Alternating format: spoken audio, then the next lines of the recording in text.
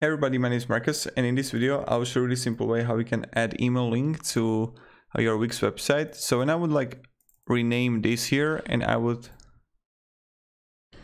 click here to write as email, what I would do, I would just like take it like this and click link here, then just choose email here.